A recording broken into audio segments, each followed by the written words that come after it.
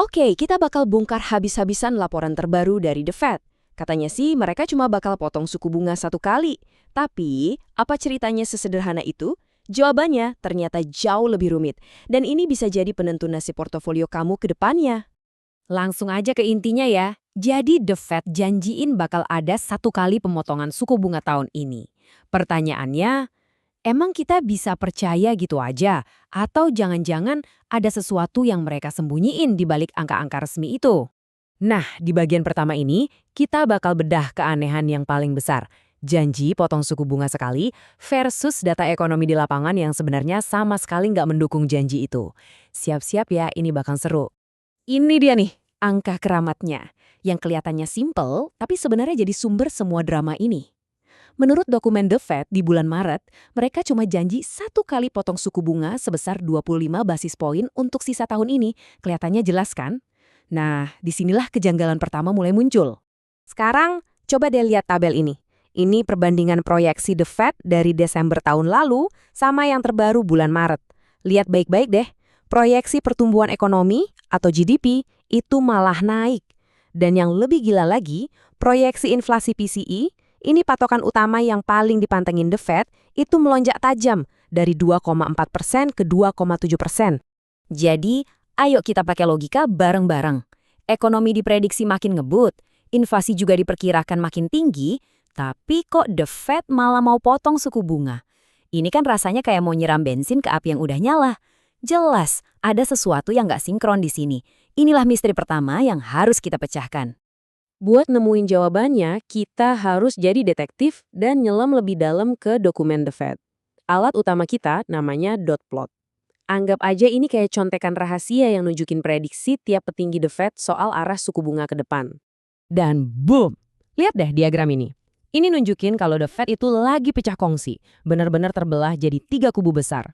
Ada 7 anggota yang bilang tahan suku bunga, jangan dipotong sama sekali. 7 anggota lain bilang, oke, potong 1 kali aja cukup.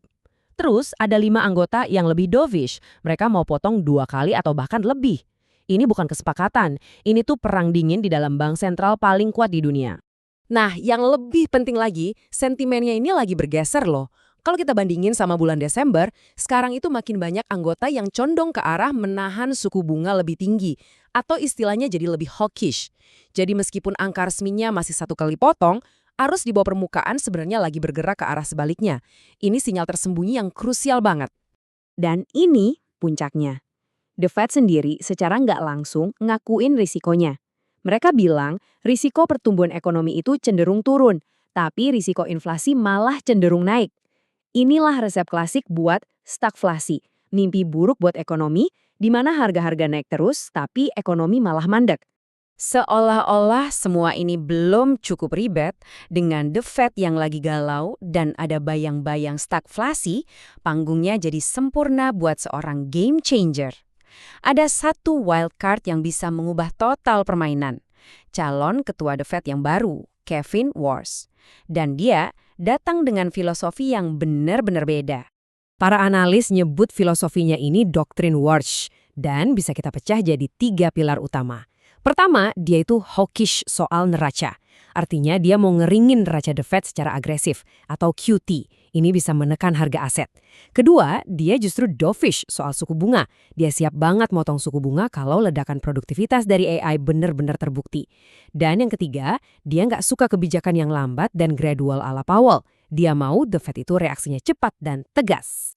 Jadi jangan sampai kita kejebak di sini. Poin krusialnya ada di sini nih. Banyak banget orang di pasar mikir, oh asik, Warsh datang bakal ada pesta cetak uang. Eits, tunggu dulu. Kenyataannya jauh lebih rumit. Seperti kata kutipan ini, Warsh itu bukan berarti kebijakan bakal longgar. Warsh itu justru berarti ketidakpastian yang levelnya jauh lebih tinggi. Inilah risiko terbesarnya. Warsh akan masuk ke The Fed yang kondisinya udah terpecah belah. Kalau dia datang dengan agenda potong suku bunga yang agresif tapi nggak didukung data yang kuat, dia bisa kehilangan kredibilitas sejak hari pertama.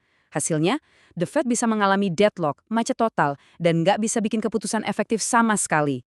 Oke, cukup soal drama internal The Fed. Sekarang bagian yang paling penting buat kita semua.